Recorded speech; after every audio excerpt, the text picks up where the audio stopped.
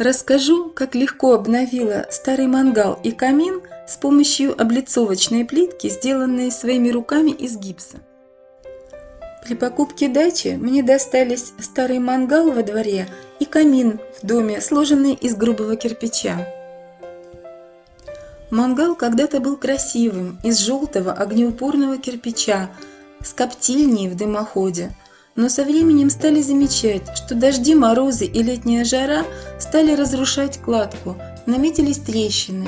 Чтобы спасти мангал, решено было обтянуть его армировочной сеткой и наложить шубу из плиточного клея. Так мангал простоял 3 года. Когда стало понятно, что разрушения прекратились, решено было заняться его облицовкой.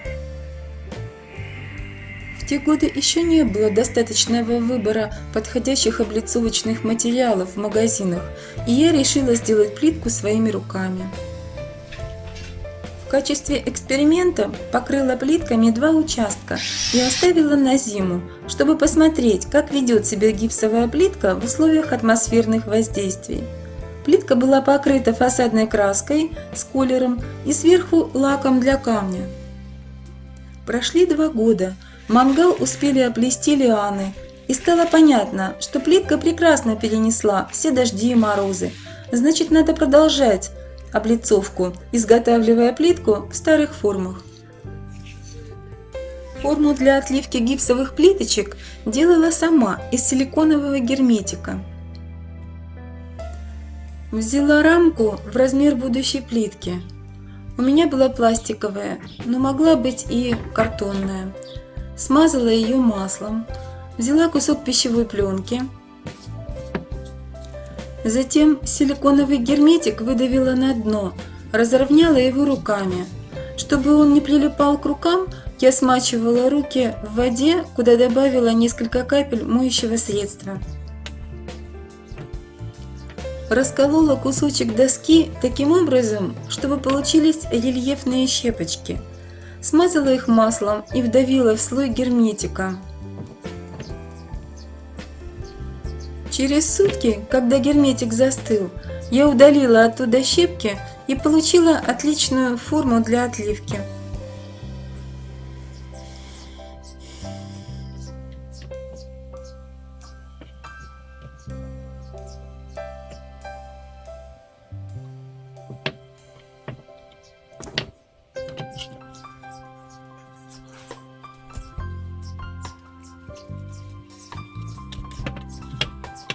Заливала в эту форму раствор гипса или алебастра и оставляла на 15-20 минут.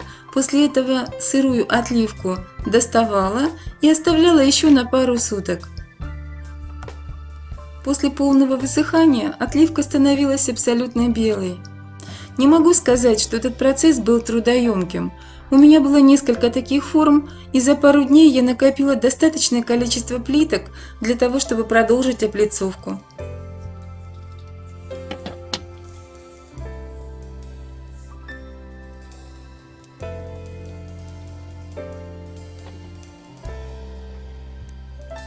Рабочую поверхность очистила от пыли, остатков корней лиан, покрыла грунтовкой, затем наложила слой плиточного клея и стала приклеивать плиточки таким образом, чтобы часть клея выдавливалась в промежутке между плиточками, образуя шов.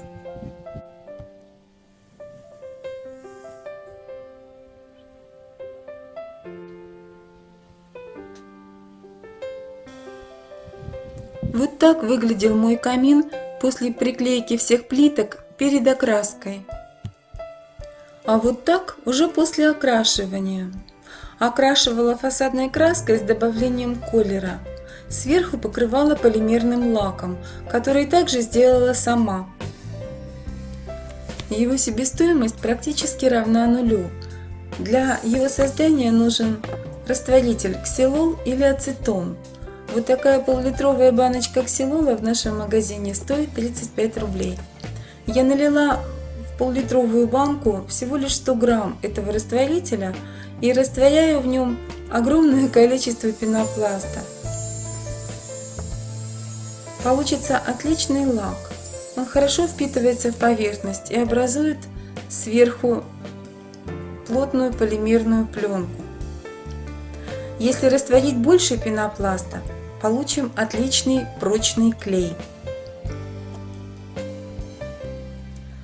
Меня привлекают даже не столько свойства этого лака, сколько процесс его приготовления. Он настолько прикольный.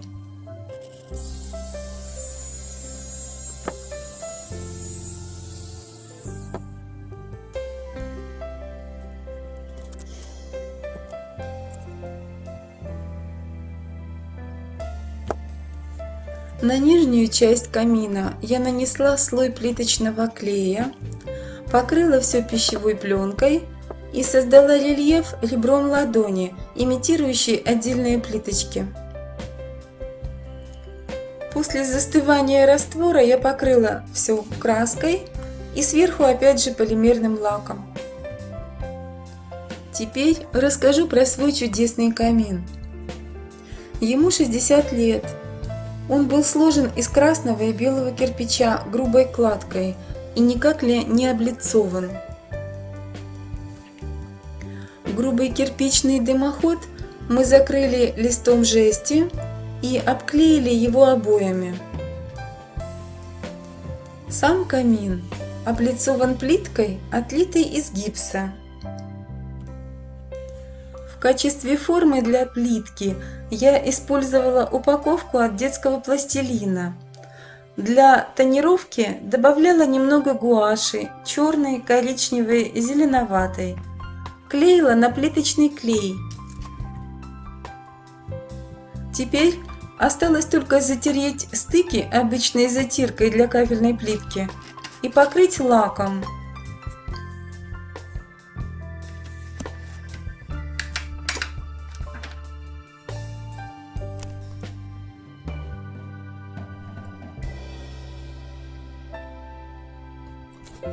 Дорогие гости и подписчики канала, я надеюсь, вам понравились мои идеи. До новых встреч на нашем канале!